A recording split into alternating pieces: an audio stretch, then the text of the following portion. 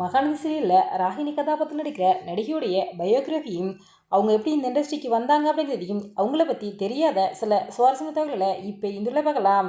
மகாநதி சீரியலானது செம ட்விஸ்டோட போய்கிட்டு இருக்கு அப்படின்னு சொல்லலாம். ஆமாங்க, மகாநதி சீரியலில் இப்போ காவேரி ப்ரெக்னெண்ட்டாக இருக்காங்க. இந்த விஷயத்த முதல்ல விஜய்கிட்ட தான் சொல்லணும் ரொம்ப வியாசப்படுறாங்க.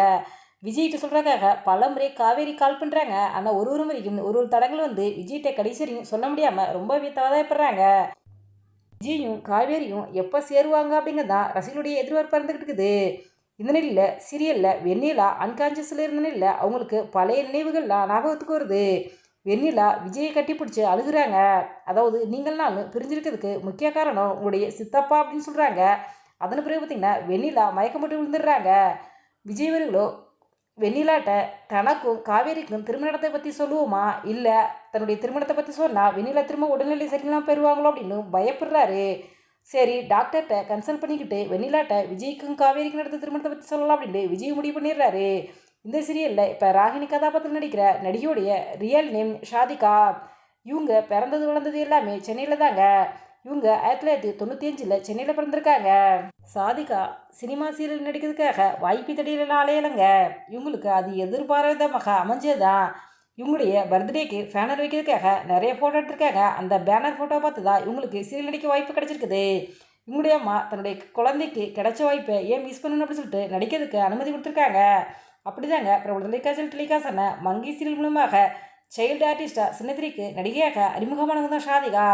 அதே மாதிரி சின்னத்திரி மட்டும் இல்லாமல் வெள்ளித்திரையில் நடிச்சிருக்காங்க.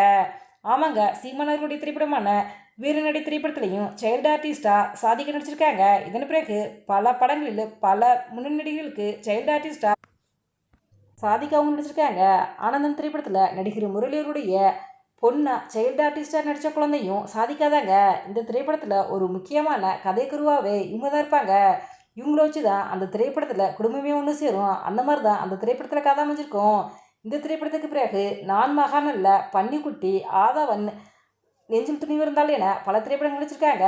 ஆனால் நெஞ்சில் துணிவு இருந்த திரைப்படத்தில் தான் இவங்க லீடு ஹீரோ நடிச்சிருந்தாங்க.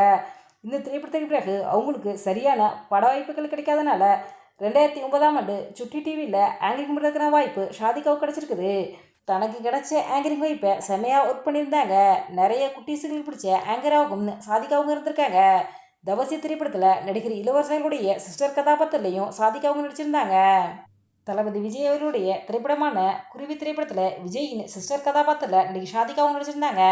பன்னிக்குட்டி திரைப்படத்தில் கருணாகரனுடைய சிஸ்டராக நீலாவதி கதாபாத்திரம் நடிச்சிருப்பாங்க. இந்த திரைப்படத்தில் தற்சமைக்கும் மகாநதி சீரியல் நடிக்கிற காவேரி சேர்ந்து நடிச்சிருப்பாங்க.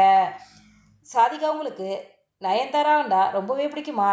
அதாவது ஆதவன் திரைப்படத்தில் நடிகை நயன்தாரா தான் லீடுகூர் நடிச்சிருந்தாங்க. அவங்களுக்கு சைல்டு ஆர்டிஸ்டாக தான் ஷாதிகா நடிச்சிருந்தாங்க. பிரபல தொலைக்காட்சியில் டெலிகாஸ்ட் ஆகி சூப்பர் டூப்பான சீரியல் தான் சித்தி. இந்த சீரியலையும் சைல்டு ஆர்டிஸ்டாக சாதிகாவும் நடிச்சிருக்காங்க. பல சீரியலில் பல குழந்தைகளுக்கு டப்பிங் ஆர்டிஸ்டாகவும் சாதிகாவுங்க ஒர்க் பண்ணியிருக்காங்க. என் வீட்டு முத்தத்தில் ஒரு மாமரம் அப்படிங்கிற ஷார்ட் ஃபிலிம்ஸ்லையும் நடிகை சாதிகாவும் நடிச்சிருக்காங்க. விஜய் சேதுபதியுடன் சேர்ந்து நடிக்கணும் அப்படிங்கிறது தான் சாதிகாவுடைய பெரிய ஆசை அப்படின்னு அவங்களே ஒரு இன்டர்வியூவில் சொல்லியிருக்காங்க.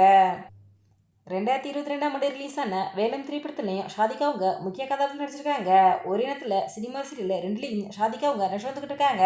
இப்போ மகாநதி சீரியலில் ராகினி கதாபாத்திரம் நடிச்சு வந்துட்டு இருக்காங்க. இவங்க சீரியலில் எப்படி கோவப்படுவாங்களோ அதே மாதிரி ரியல் லைஃப்லையும் ரொம்பவே கோவக்காராங்களாம். தனக்கு கோவம் வந்தால் யாருன்னு பார்க்க மாட்டாங்களாம், உடனே டக்குன்னு சண்டை போட்டுருவாங்களாம்.